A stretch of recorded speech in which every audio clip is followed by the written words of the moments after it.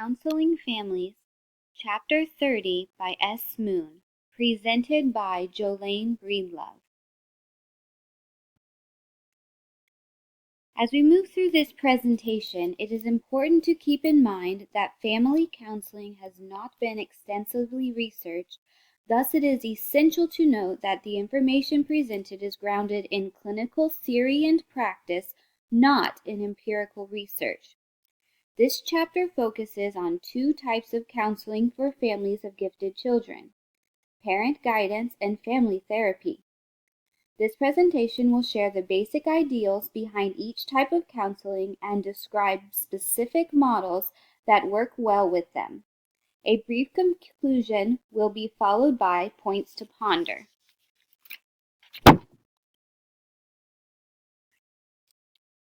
The fields associated with parent guidance often have a developmental perspective as opposed to a therapeutic perspective. Those in this field are often school counselors, school psychologists, and those focused on career development. There are three areas that counselors from guidance traditions usually deal with. They are school issues, parenting concerns, and social and emotional development. School issues. Surveys reveal that a major issue parents of gifted children have is being uncertain of how to advocate for their child's educational needs. Parents often have high expectations of schools and become frustrated when those expectations aren't met. Colangelo and Dedham developed a model of types of parent-school interactions.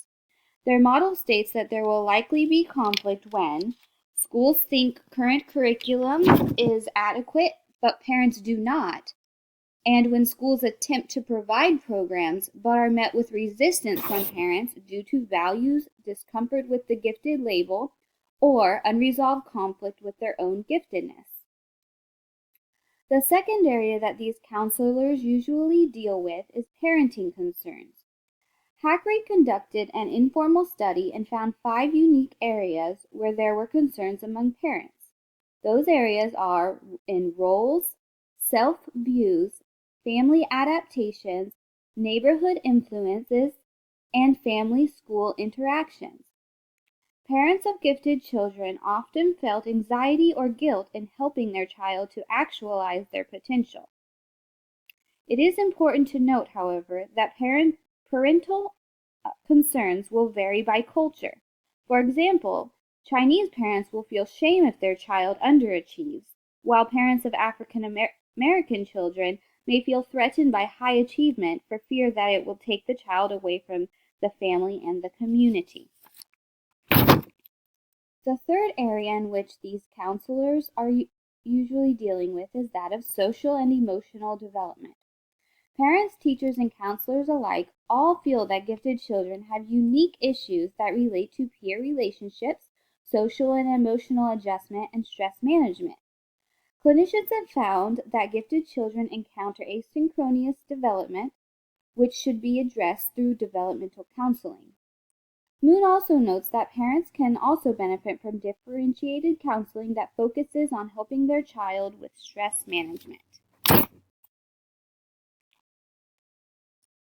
The counseling models that Moon noted for parent guidance are Silverman's developmental model, the Counseling Center in Hamburg, and Bell State School Psychology Clinic.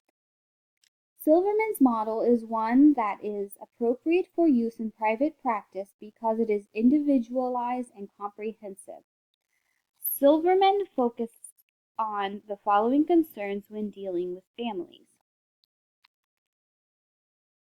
First, she focused on the assessment of the child's giftedness and motivation, then parental perceptions of competence, family relationships, provision of stimulation, and fostering of self-discipline. Thirdly, she focused on school concerns such as grade placement and working with school personnel, then peer relationships and information about community resources, followed by parental development, that is counseling parents to help them understand their own giftedness and further their own development. The Counseling Center in Hamburg focuses on 5 key tasks. First, to give diagnostic information, counseling, and guidance to parents and students on educational and psychological problems associated with giftedness.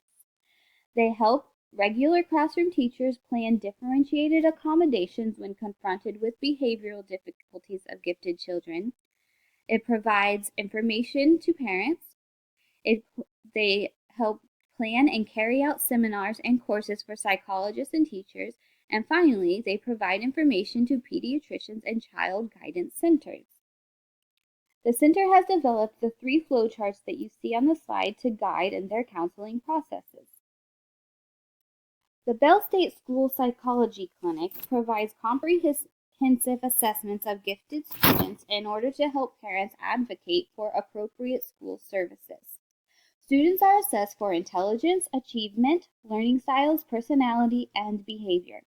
After assessments are evaluated, parents are given feedback and suggestions and sources and contacts to help with individual concerns. As we move into family therapy, it is important to note that there is generally not much differentiation between regular family therapy and therapy for families of gifted children. Family therapy is grounded in systems theory, which means that problems occur in interactions, not a particular family member. Causality is circular and not linear, and that therapists are equally interested in how children affect parents and how parents influence children.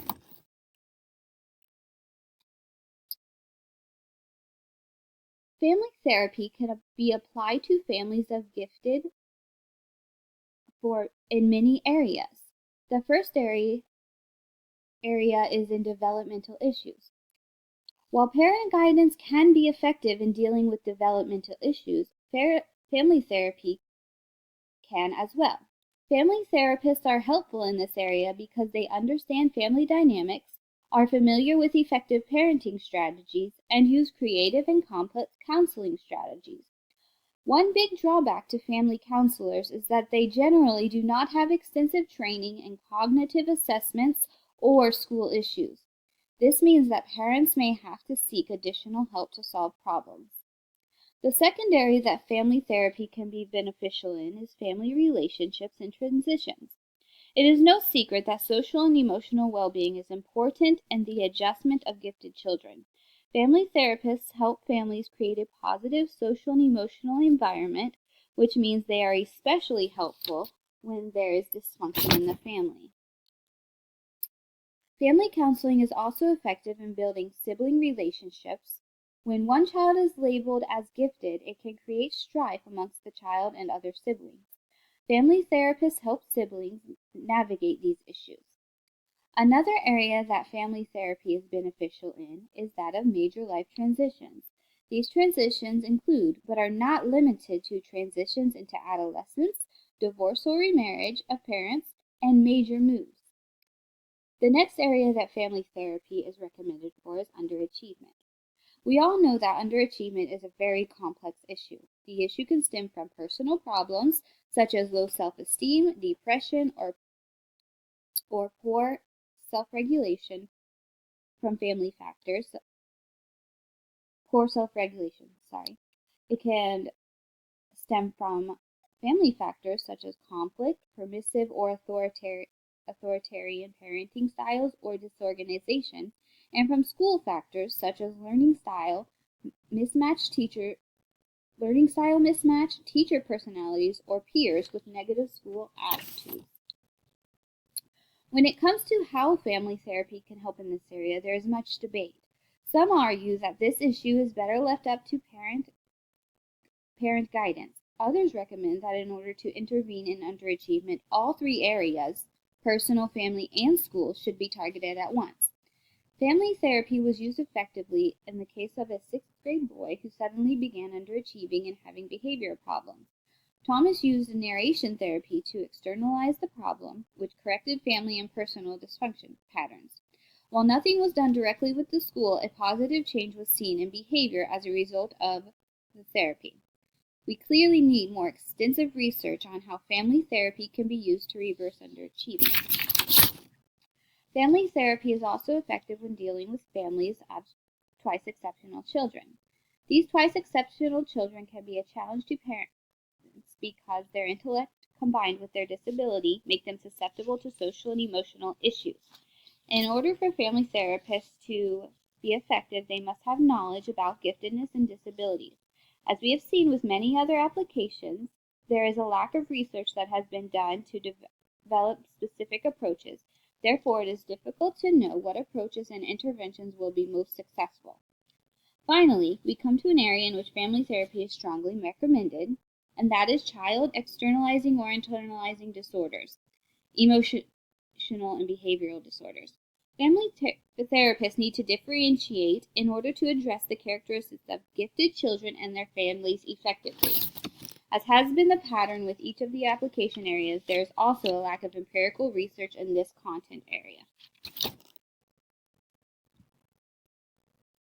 The family therapy models that Moon discussed are Bellen-Bank Center Family Counseling and Assessment Program, Structural Strategic Approaches, Imaginative Postmodern Approaches, and Integrated Approaches.